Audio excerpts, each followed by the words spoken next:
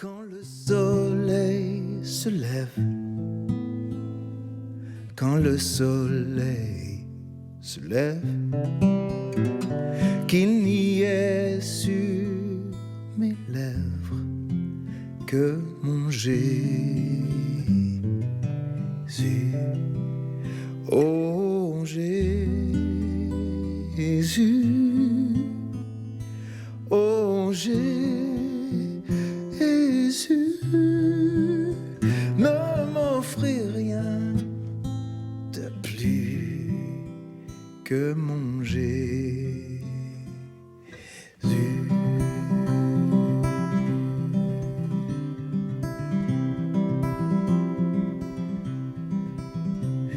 Et lorsque je suis seul, oh lorsque je suis seul, je ne veux que lui seul, je veux Jésus.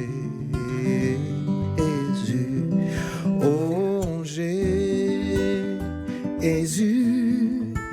oh Jésus,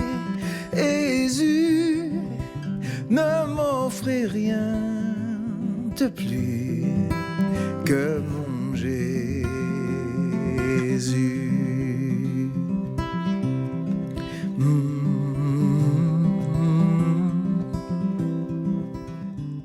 Que m'importe le monde, que m'importe le monde, ses richesses sans nom, je veux Jésus.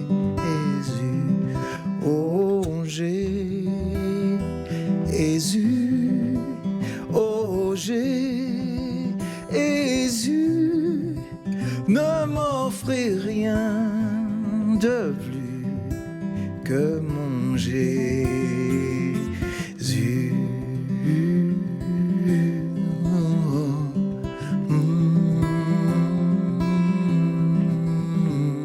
Et quand viendra la mort, oui, quand viendra la mort, que mon chant soit encore, donnez-moi Jésus.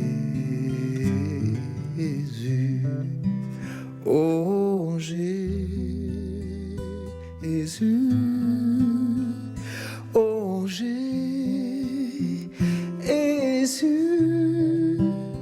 ne m'offrez rien de plus, ne m'offrez rien de plus, ne m'offrez rien de plus que mon Jésus.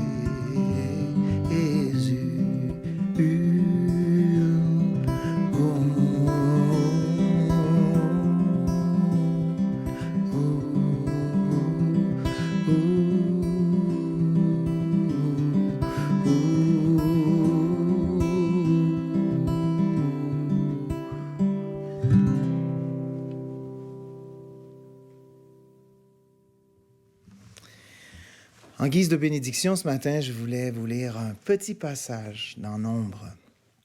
C'est l'Éternel qui s'adresse à Moïse, qui lui dit « Que l'Éternel te bénisse et te garde. Que l'Éternel fasse briller son visage sur toi et t'accorde sa grâce.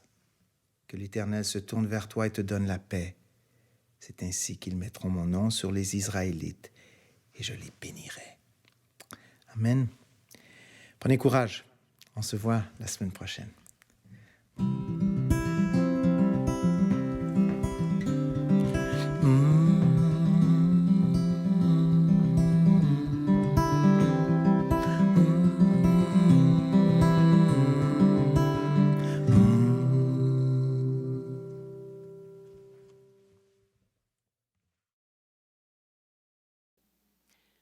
Bonjour. On est déjà au 9e d'une série de 10, mais en fait 11, parce que le premier message s'adressait sur les 10 commandements au complet. Et ça ne fonctionne pas. Comment? Ah, ben, faut que tu cliques sur le.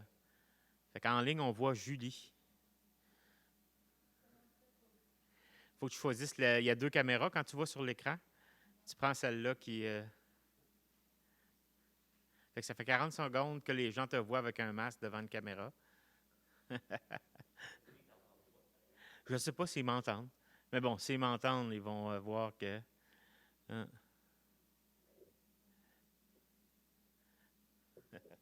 On va aller voir.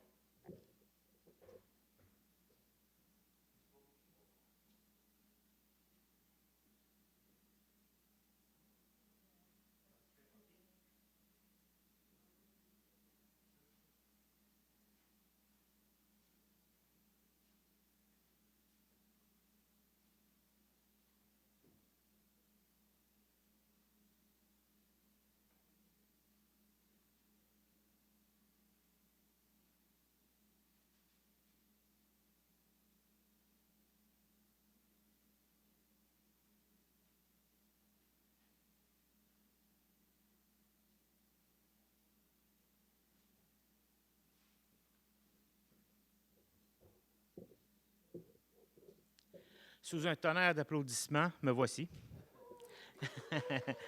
Merci. Euh, on peut peut-être raconter l'anecdote, hein, tant qu'à être là. La personne qui est Nadia, mon épouse, qui s'occupe normalement de ce petit côté-là, elle avait laissé un beau document à la personne qui devait la remplacer ce matin parce que Nadia est à l'extérieur. Puis, c'est ça. Guillaume qui avait la clé USB avec le document, l'a effacé. Et l'épouse de Guillaume qui n'a plus le document pour. Donc, ben, c'est des petits détails comme ça. C'est la technologie. Et voici, je suis de retour. Donc, ce matin, on va prendre du temps justement pour faire continuer notre série sur les 10 commandements. Et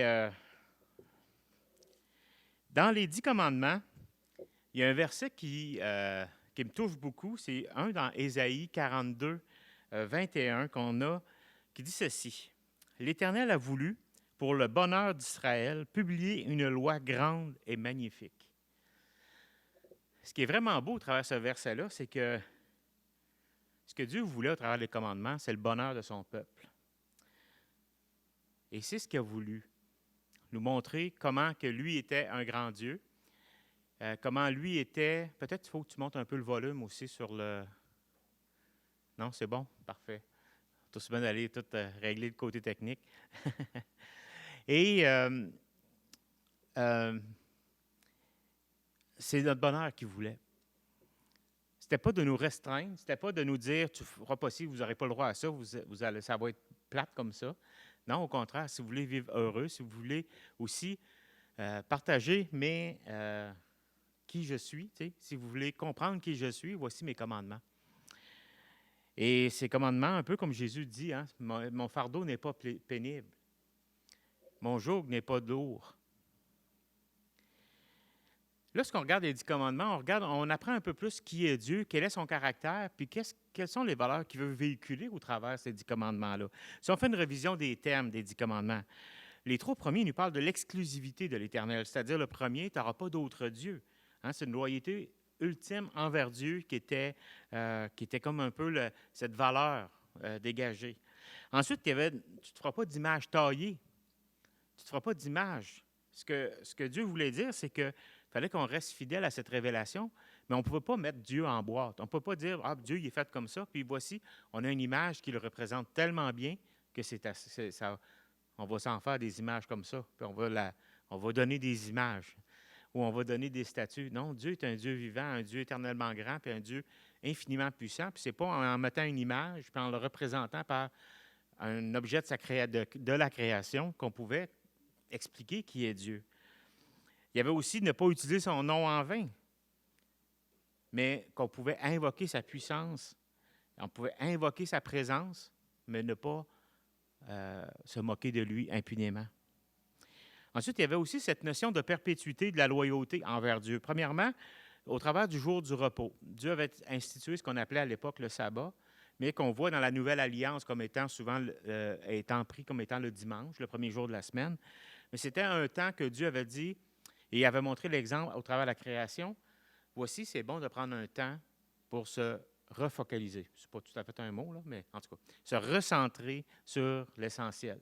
La vie n'est pas que travail, ou la vie n'est pas que plaisir, la vie n'est pas que poursuite du vent, mais la vie est aussi un temps où on doit s'arrêter puis regarder à Dieu, qu'on doit perpétuer notre loyauté envers lui. Ensuite, il y avait au travers la famille, c'est-à-dire honorer ses parents, transmettre l'héritage. C'est l'importance qui était derrière ça, de démontrer qu'on devait transmettre justement l'héritage que Dieu nous avait donné, nos connaissances, ces choses-là. Ensuite, il se tourne aussi vers la vie communautaire, les commandements.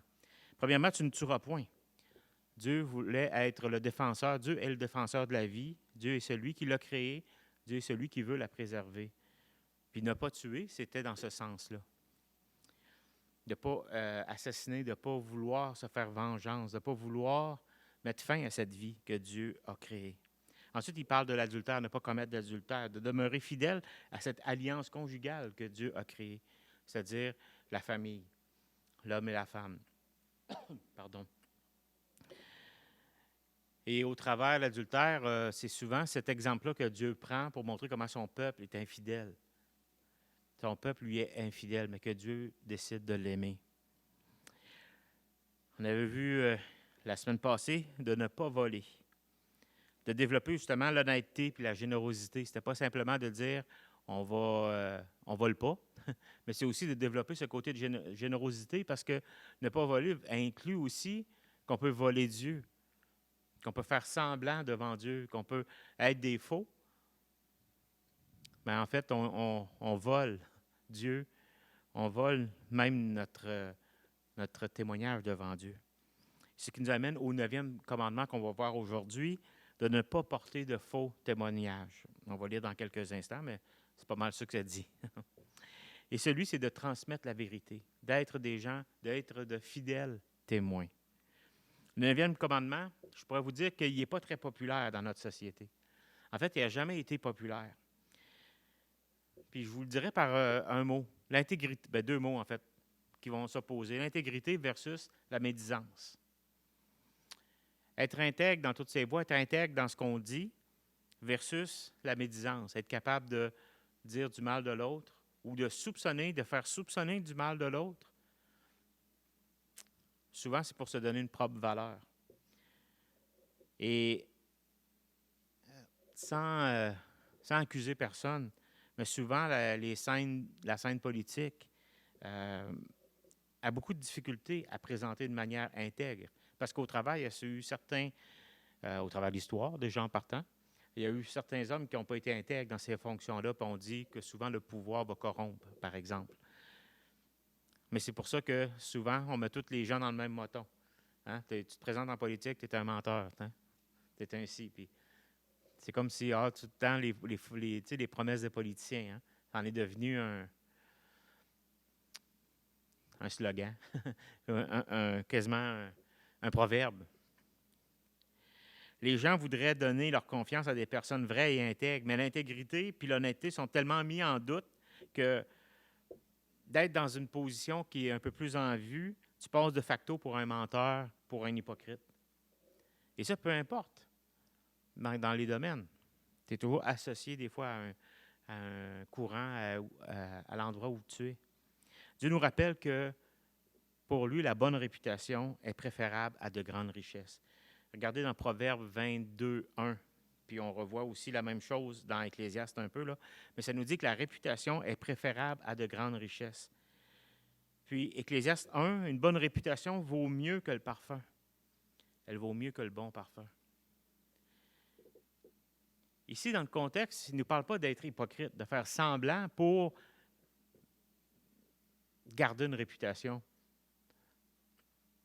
Ici, dans le contexte, c'est des gens qui vont être intègres et que leur réputation va les précéder ou va les suivre, peu importe. En tout cas, elle va être autour d'eux. Lorsqu'on dit que la réputation vaut mieux que les grandes richesses, ce n'est pas dans un contexte où on doit de cacher les choses. Ce n'est pas dans un contexte où l'hypocrisie doit être le gardien de la réputation, mais nos actes. qui doivent l'être. Dans le 9e commandement, Dieu il recherche que nos vies soient caractérisées par la vérité, par le respect de la réputation, mais aussi le respect de la réputation de notre prochain, des gens qui nous entourent. Dans Exode 20, verset 16, on peut lire ceci. « Tu ne porteras point de faux témoignages contre ton prochain. » Il faut mettre ça un peu dans le contexte historique. Non pas qu'aujourd'hui, c'est plus actuel, mais il faut mettre ça dans le contexte historique. L'application de la justice à l'époque est le contexte dans lequel, justement, ce 9e commandement a été donné.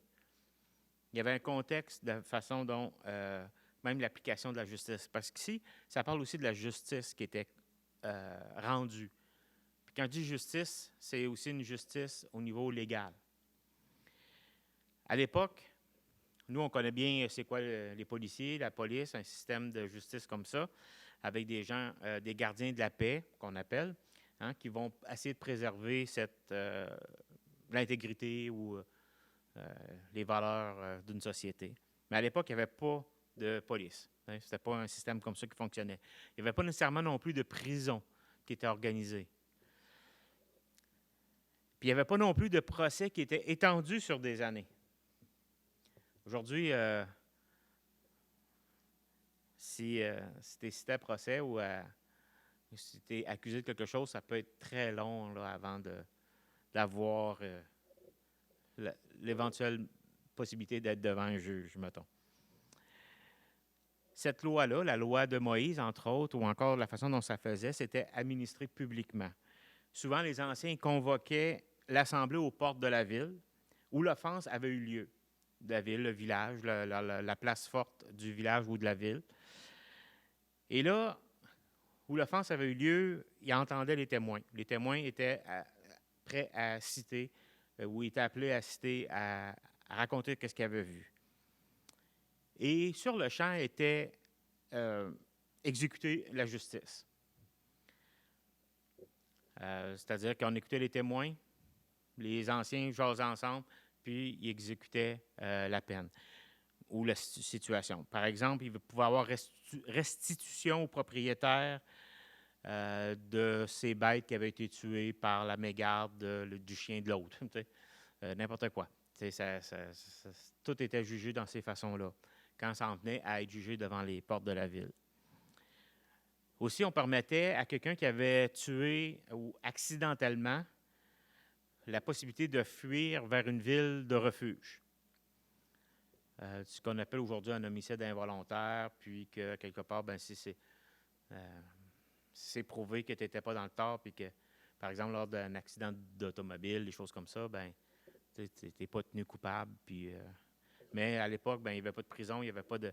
Tu avais la possibilité de t'en aller dans une ville de refuge pour être sûr que la famille décide de ne pas se venger. Tu n'avais pas le droit de... En tout cas. Et même, il y avait possibilité d'exécution à l'époque, parce que ce n'était pas dans le contexte du tueras point ici, comme je vous l'ai dit. Ça, c'est dans le contexte où, si tu as commis un meurtre, si tu as fait un assassinat, tu es coupable, puis il y avait une peine qui venait avec. Et qu'est-ce qui était essentiel dans ce système de justice-là? C'était la vérité du témoignage des témoins. La vérité de ce que les témoins affirmaient. Et ça avait une extrême importance. Puis c'était la base du système de justice, puis ça l'est en quelque sorte encore aujourd'hui. Hein? Dans le système de justice, on est toujours... c'est la vérité qui est recherchée, les faits, mais c'est aussi des témoins qui vont être cités puis qui vont pouvoir témoigner en faveur ou en défaveur de la situation, en tout cas, ou d'un des deux. Mais il pouvait y avoir des problèmes qui étaient reliés au manque de vérité en justice. Et c'est pour ça que ce commandement est là. Parce qu'il y a des gens qui pouvaient tirer avantage de ce système de deux témoins. Puis souvent, les commandements sont là pour nous montrer qui est Dieu. Donc, Dieu est juste, mais en même temps, ça nous montre comment que nous, notre cœur est injuste. Et le premier point ce matin par rapport à cette justice-là, être un témoin fidèle, c'est qu'il y a des problèmes qui vont être liés au manque de justice ou au manque de vérité dans la justice. Tournez avec moi dans Deutéronome. ceux qui ont des Bibles, sinon, ben, je vais vous le lire. Deutéronome 19. On va lire à partir du verset 15.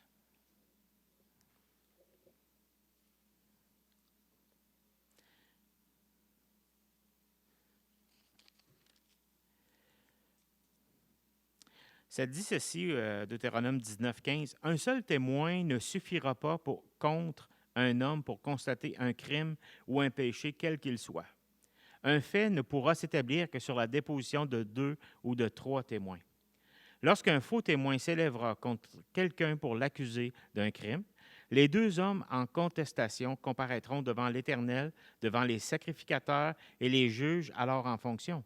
Les juges feront avec soin des recherches. Le témoin est-il un faux témoin? A-t-il fait contre son frère une fausse déposition?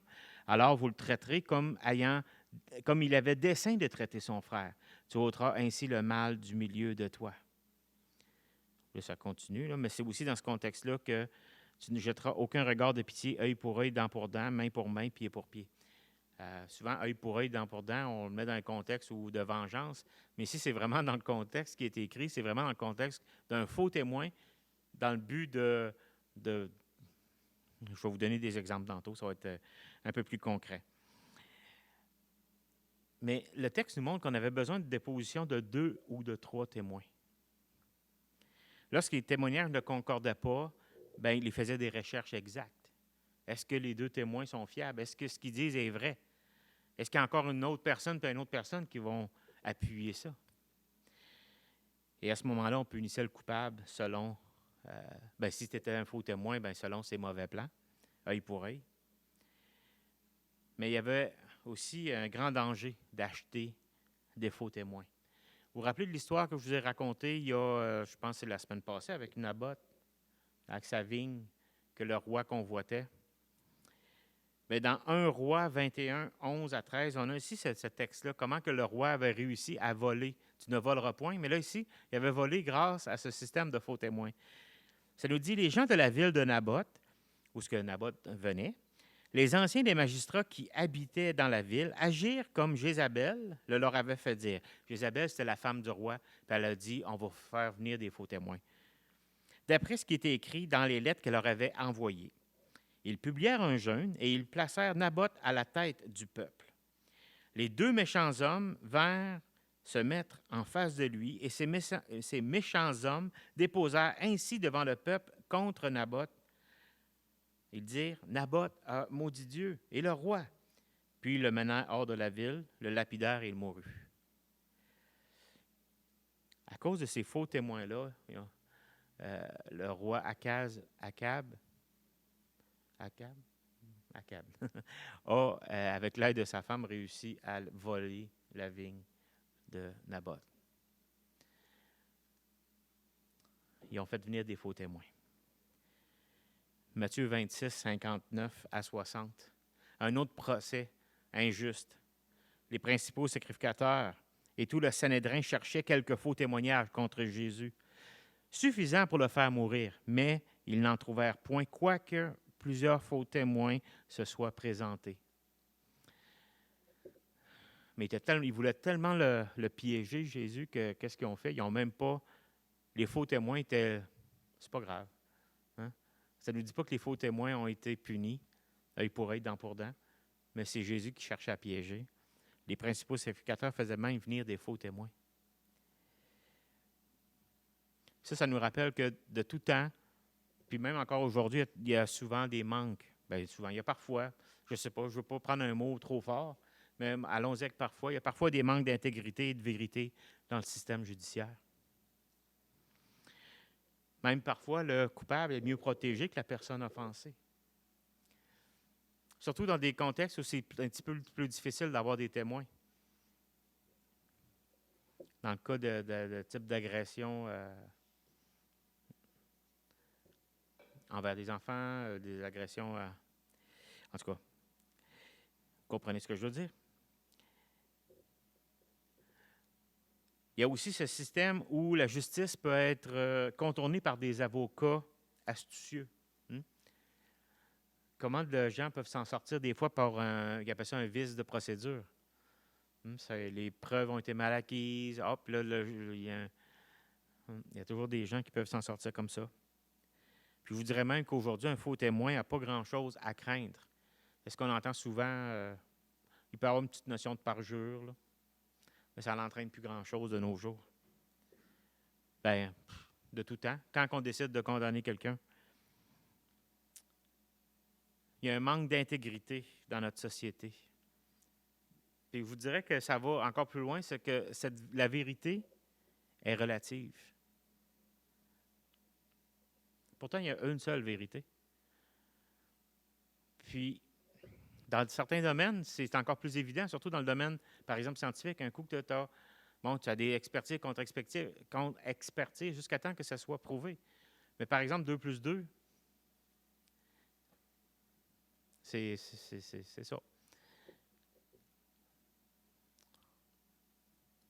Je ne dirais pas en philosophie, là, parce que 2 plus 2 ne veut pas nécessairement dire 4. D'où la vérité relative, peut-être. Enfin.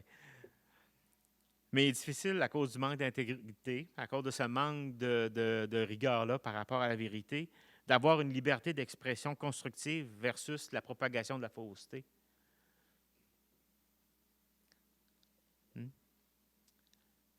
On doit endurer des propagations de fausseté au nom de cette liberté d'expression constructive. Puis quand je dis ça, c'est parce qu'il y a un manque d'intégrité. Parce que si les gens t'intègrent, c'est qu'on pourrait être en désaccord sur certains points. On pourrait avoir des visions différentes des choses, puis en débattre. Mais à cause du manque d'intégrité, souvent, on est obligé d'entendre et d'accepter que certains disent des faussetés. Mais si on ramène ça à nous, dans notre foyer, dans notre Église, on n'est pas bien mieux avec l'hypocrisie ou la facilité qu'on a à douter de la bonne réputation de l'autre. C'est le fameux, moi j'appelle ça les fameux « Ah, as-tu entendu dire que? » Les « As-tu entendu que? » Ça, on s'en sert souvent pour voir si l'autre est de notre bord versus un autre. Et ça, c'est du faux témoignage contre quelqu'un. La médisance, c'est le pire des faux témoignages. Parce que ça n'a pas l'air méchant au début. C'est « Ah, tu sais, as-tu entendu ça, toi? » « Non, oui. C'est pour ça que Jésus dit que c'est facile de regarder la paille dans l'œil de l'autre versus la poutre dans le nôtre. C'est difficile d'être un encouragement versus que s'augmenter un peu plus face aux autres. Mais que dit la Bible par rapport à cette vérité, par rapport au manque de vérité, par rapport aux mensonges, à ceux qui sont des faux témoins? Que dit la Bible? Éphésiens 4, 25. C'est pourquoi renoncez aux mensonges et que chacun de vous parle selon la vérité à son prochain, car nous sommes membres les uns les autres. C'est Paul qui parle aux Éphésiens. Il faut que tu choisisses de dire la vérité. C'est pas tout le temps naturel. Hein? C'est pourquoi renoncer aux mensonges. Parce qu'il va y avoir des occasions de mentir. Il va y avoir des occasions où, sans que ça ferait du bien parler contre lui, contre elle. Mais ici, il n'est pas question de cacher la vérité, là. Il n'est pas question de cacher des crimes, il n'est pas question de cacher des abus. Mais il est question de renoncer aux mensonges, de renoncer à la médisance face aux autres, de dire la vérité. De dire la vérité, c'est de protéger aussi la réputation de mon voisin, parce que s'il n'y a rien à dire, souvent, c'est en descendant l'autre qu'on se remonte. Mais ce que Paul dit, c'est qu'on est membres les uns les autres. On fait partie de la même famille. On fait partie de la même communauté. Paul dira aux Philippiens, au chapitre 4, verset 8, « Au reste, frères, que tout ce qui est vrai, que tout ce qui est honorable, tout ce qui est juste, tout ce qui est pur, tout ce qui est aimable, tout ce qui mérite l'approbation, ce qui est vertueux et digne de louange soit l'objet de vos pensées. » Il faut développer la vérité, méditez la vérité, imitez la vérité. Matthieu 5, 37 nous dira que votre oui soit oui, que votre non soit non. Ce qu'on ajoute vient du malin. Autrement dit, restez au fait. Restez dans la vérité. Si c'est oui, c'est oui. Si c'est non, c'est non. Oui, mais il a fait quand même que... Puis là, on rajoute, puis on...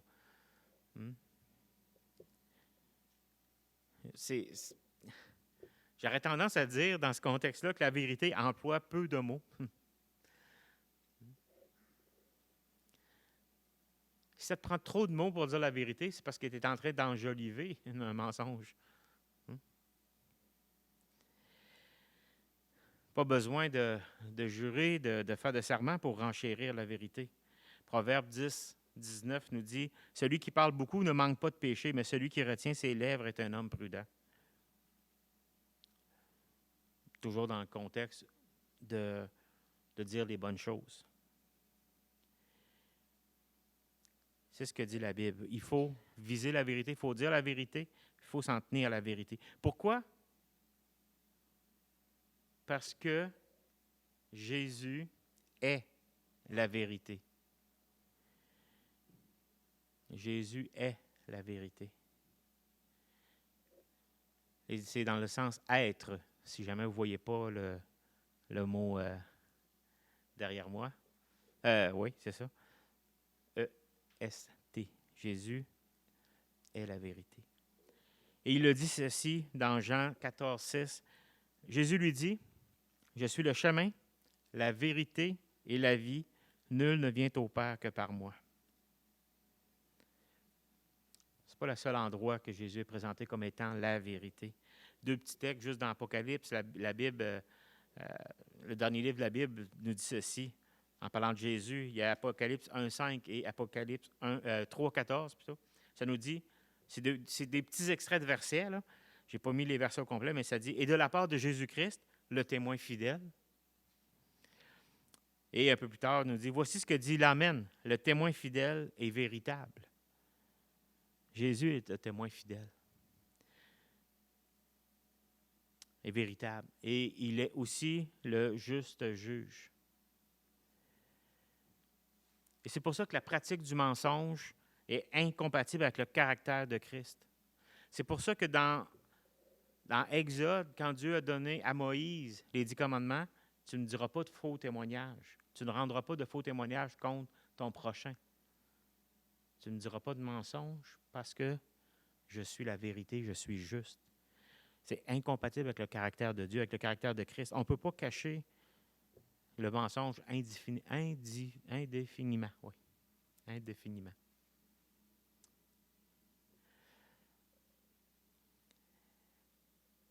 Si on pouvait traduire ce passage-là, le résumer en quelques mots, d'une manière positive, au lieu de dire « ne dites pas de faux témoignages », on pourrait traduire ça, comme conclusion. Soyons de fidèles témoins. Soyons de fidèles témoins. La pratique de la vérité amène la bonne réputation. Quand que j'ai lu tantôt dans Proverbe 21.1, la réputation est préférable à la grande richesse, ce n'était pas une question de protéger une réputation en cachant la vérité, mais en vivant dans la vérité. On a déjà entendu, ça prend une vie pour bâtir une réputation, puis une action pour la détruire. Mais ça peut être la même chose aussi. On peut avoir des gens qui ont été fidèles toute leur vie, puis nous, avec des petites insinuations, on peut détruire. Mais ça, c'est incompatible avec le caractère de Christ. C'est incompatible avec le vrai christianisme. C'est incompatible avec Dieu, qui, lui, est la vérité et qui déteste le mensonge. Pourquoi qu'il déteste le mensonge? Bien, avec tout le mal que ça peut apporter déjà, mais le père du mensonge nous est présenté comme étant l'ennemi, l'accusateur, comme étant le diable. La Bible nous dit que Christ est la vérité et il faut le croire. Il faut y croire, puis il faut le croire. Quand je dis le croire, c'est il faut le croire, Jésus. Jean 5, 24 nous dit, en vérité, je vous le dis, celui qui écoute ma parole et qui croit à celui qui m'a envoyé, a la vie éternelle et ne vient pas en jugement, mais il est passé de la mort à la vie. Lorsque Jésus a été emmené en jugement devant le Sanhédrin, ils ont réussi à trouver quand même des faux témoins. Mais où étaient les vrais témoins de Jésus? Où est-ce qu'ils étaient? Il y en avait un dans le cour, hein, Pierre, mais il l'a renié 3 fois. Il dit, non, je n'étais pas avec cet homme-là. Puis il y a même, ça nous dit qu'avec imprécation, là, il a comme juré, il a dit plein de choses qu'en québécois, on a plein de mots pour les faire, là, pour le dire, ça. Mais il a pris tous les beaux mots colorés du langage juif de l'époque pour dire, non, je ne fais pas partie de ce gang-là. C'est ça que ça nous dit.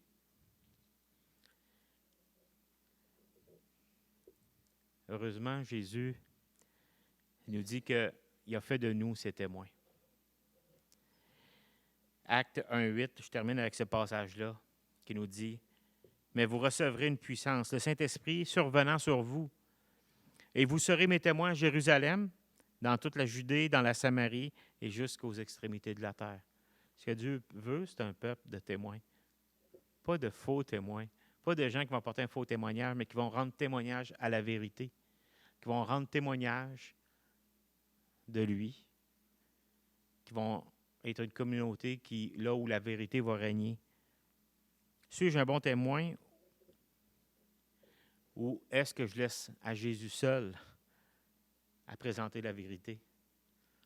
Jésus, tous l'a abandonné quand c'était le temps de prendre notre place à la croix. Tous l'a abandonné. Il y a Pierre qui s'est faufilé, mais tout ça pour être en quelque sorte un faux témoin.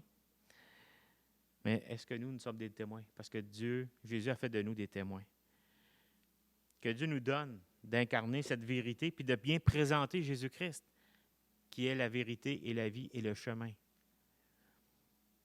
Et c'est comme ça qu'on ne sera pas. On ne fera pas de faux témoignages les uns envers les autres. C'est comme ça qu'on va continuer à être intègre dans nos vies, parce qu'on va vouloir refléter ce caractère de ce qui est l'intégrité et la vérité qu'on a en Dieu. Prions. Père éternel, merci. Merci encore pour cette parole qui nous enseigne encore de belles valeurs sur toi, comment tu es un Dieu vrai, un Dieu qui honore la vérité, qui est la vérité. Et merci qu'en Jésus, nous avons ce chemin, cette vérité et cette vie. Seigneur, qu'on puisse être des témoins fidèles. Non pas apporter de faux témoignages, mais le vrai témoignage de celui dont nous sommes témoins, c'est-à-dire Christ. Merci encore pour ce privilège de te connaître. Et dans le bon nom de Jésus qu'on t'en prie. Amen. Amen. Je vous souhaite une belle semaine, puis au plaisir.